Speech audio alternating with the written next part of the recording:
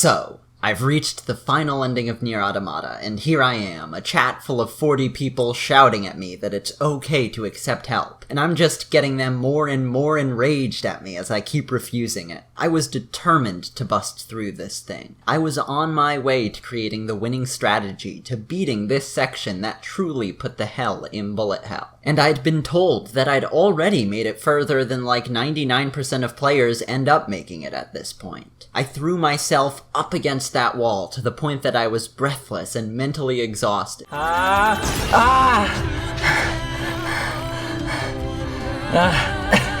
it's not. Although, admittedly, after what was by that point like a 4-hour stream through some of the most emotionally brutal content in the game, said point of exhaustion wasn't exactly too hard to reach. My performance was slipping, and I wasn't going to take things any further. I'd run myself into that wall, I'd reached my limit, and so, satisfied that I'd truly expended the very most of my efforts, I gave in and accepted the offer of help that had been getting extended to me for the last 15 minutes.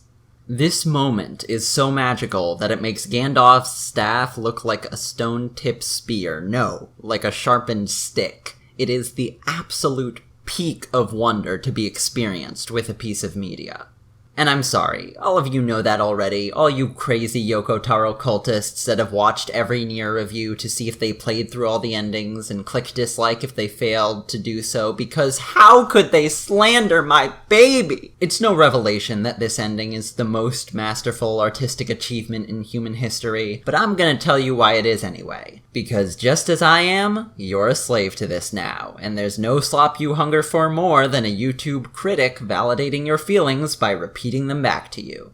Plenty of games have played with the meta of the medium to recontextualize your actions and make you go, oh damn. But Nier Automata exceeds its competition so thoroughly in this regard that it's staggering. Undertale was probably the premier example of this kind of game in action prior to Automata, and its rebuke of the player for slaughtering a bunch of characters to sate their curiosity of what a genocide run entails, the reminder that even if they try to erase that run from history, it will be remembered and accounted for, is fantastic. But ultimately, a layer of separation still remains. Ultimately, you did what you did to fictional characters, knowing they were fictional characters. Does it say something compelling about you that you sacrificed them out of selfish curiosity? Yeah, but it can only say so much, because you didn't actually do anything bad, harm anyone, or lose anything. Only in the context of the game Undertale were your actions immoral. Maybe that's a bit cold of me, but that's how I see it. Really, all other games that have tried this kind of thing have run into this issue to one degree or the other. Spec Ops: The Line may rebuke the mindless faith you had in your mission and that you carried out those atrocities with, but you didn't have a meaningful choice to avoid it, aside from just not playing the game at all in the first place. It makes an interesting, meaningful statement, but that statement can only go so far.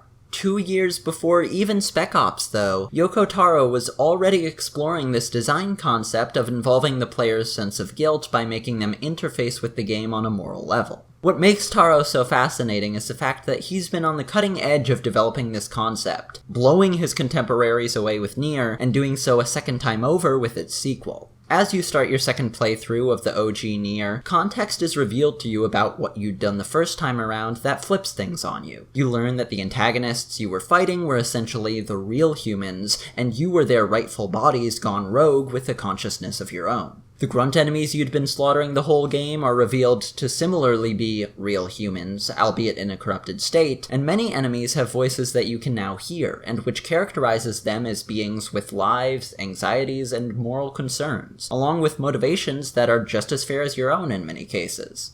That style of twist is the most simple iteration of this design concept. Just like Spec Ops, the game leads you into doing something that you think nothing of because that's how video games work, and then suddenly reveals to you the fact that you've done something with much darker implications. At their worst, these moments in games are shallow gotchas riding on nothing but shock value, trying to make the player feel bad for doing a bad thing without any greater meaning behind it, but at their best, they force us to critically examine the assumptions games and their design trends have led us to make. US military operations in the Middle East kill civilians frequently, extremely frequently, but few Americans really think about or question that. Spec Ops used the expectations established by the years of jingoistic modern military shooters that preceded it to mirror our real-world assumptions that our military intervention in the Middle East is mostly a force for good, and in breaking from those games and having what we thought was an attack on hostile combatants result in tragedy because of bad intel, it leveraged that shock to comment upon the reality of how we as a society engage with, or fail to engage with, our own military's actions.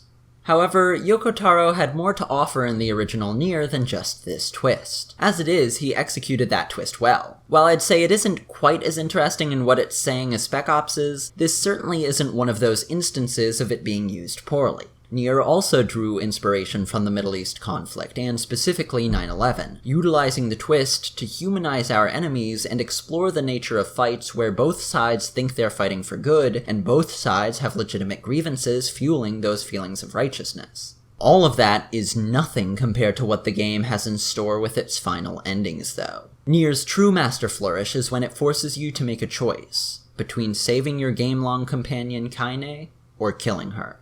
Now, thankfully we don't have Fallout 3 morality at play here. This isn't a question of whether to nuke Megaton or not. In order for Kaine to be saved, your character must be sacrificed, not just his life, but his entire presence in the world and all memory of it.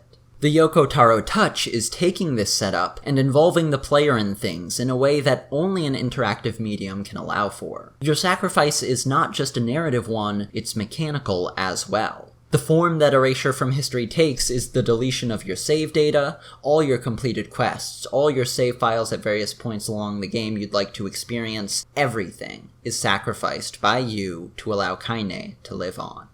Taro took that concept of making the player morally complicit in the events of the game and attached something of value to it. He looked you in the eyes and asked you if you cared enough about this character and her story to be willing to give something material up for her sake. This is a level of inspiration that needed years to really get challenged. If we construct a super rough timeline of notable games of this kind, and I mean just the most garbage, piss-soaked, slapdash version of that timeline, we get Shadow of the Colossus, OG Nier, Spec Ops, Undertale, and Nier Automata. And then maybe Doki Doki is on there somewhere. I don't know, man. I haven't played that shit. Don't at me! Really, it took until Undertale for Nier to get a worthy challenger on this front. Undertale forced you to deny yourself the experience of a genocide run, and on a more moment-to-moment level, deny yourself a combat option that can be easier for a lot of enemies, because you placed some value on their well-being. And it'd be reductive to just focus on this specific game design concept. Undertale had plenty of other ideas, like diving deep into the meta of game save systems to prevent you from burying your past crimes, all sorts of fantastic ideas. It's silly to just compare it to Nier with this narrow focus and try to crown one the winner or anything. Unfortunately for you, my dumb ass is goofy as hell, so I'm about to do just that, okay? Okay. In Nier Automata, Yoko Taro ties you to a firecracker, stuffs you into a stunt cannon, stuffs that stunt cannon into an actual cannon, and uses all that to rocket you beyond the atmosphere of in-game context. I think that whole contraption on his part was a lot less efficient than using just the stunt cannon would have been, but Taro's a weird dude. Sometimes he just be like that. In Automata's ending, you are interfacing with actual human beings and meaningfully impacting them. First off, you are giving up something legitimately meaningful. You are asked to make a sacrifice of something that has material, real-world value. I'd poured around 30 hours into my save file and completed every single side quest except one. I wanted to go back and finish that last one off, to go peek at a few Easter eggs and interesting tidbits I'd missed. But the game asked me to sacrifice that in order to help another person, and I happily did so. It will cost me dozens of real-world hours to get back what I gave up, and that was a price I was convinced was absolutely worthwhile to pay.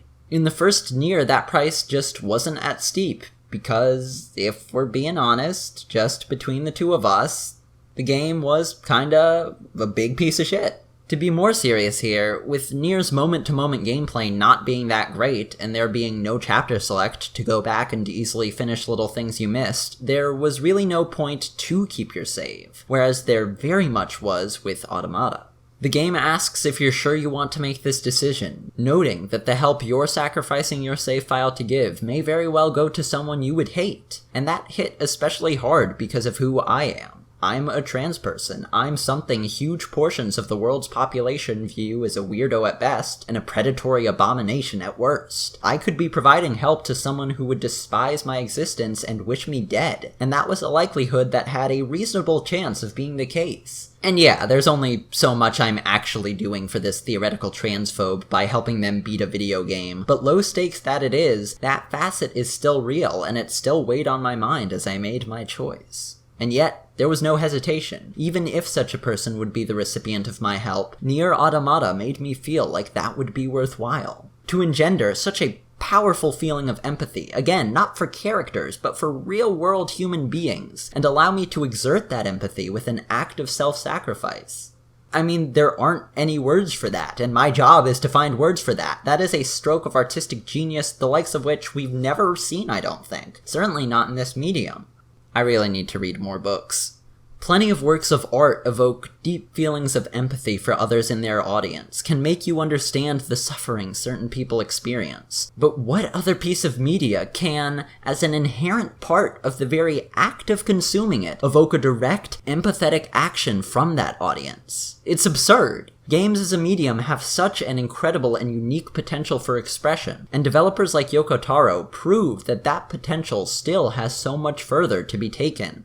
Yoko Taro isn't the master of the Ludonarrative. That's just a joke from the stream where I tried to come up with the ultimate pretentious nonsense video essay title, and succeeded in creating the greatest atrocity known to man. Yoko Taro is the master of creating understanding, and evoking empathy with that understanding, and using his medium to its absolute fullest extent in order to do so. This is a guy who made a gritty action RPG, and made it about humanizing the perspective of the people fighting against the US in the wake of 9/11, with your companions being a disabled gay skeleton boy and an outcast possessed intersex girl. This is a guy who, on a fundamental level, just really cares about the full spectrum of human experiences and the validity those experiences have, and seeks to convey that as thoroughly as possible in the art he creates. If you're a disaster gay receptionist, Yoko Taro sees and appreciates you. If you're horny for thick butts, Yoko Taro sees and appreciates you. And if you're horny for schoolboys in short shorts, Yoko Taro also sees and appreciates you. That, paired with the fact that he performs that appreciation through the most masterful game design on the planet, is, in short, why I love this man and his work so much. Heyo, I'm back, finally. Sorry for the little drought of uploads here. I've been having a ton of internet issues, and also just some life issues. So, we're trying to truck through it here. Thank you everyone who's sticking around and maintaining support here. I've got a bunch of big projects in the works, so hopefully we'll get a return to normalcy on the channel soon here. As always, pop on into my Discord server linked below if you want to keep up with what's going on. We've got a running events tab and we hold polls and stuff, and also my Twitch channel is active as well. We're streaming every Monday and Friday night at 8 p.m. Pacific Standard Time with some cozy couples Minecraft with the wifey over there. She's not over there, but she's over there. But, and then we'll get back to streaming some games too once we get a few more videos put together. A extra special thank you goes out to Rose Scott Duarte, A. Recussant, Meownarchy, Joel Casas, Okami Otaku, Psyker, Jonathan Conley, Tincho37, and Elaine Aldfelt for their support on Patreon. Thank you everyone who's supporting me. If you're interested in doing so, you can head on down to the Patreon or do a one-time donation over at Coffee. Alright, I'll see you next time. Bye!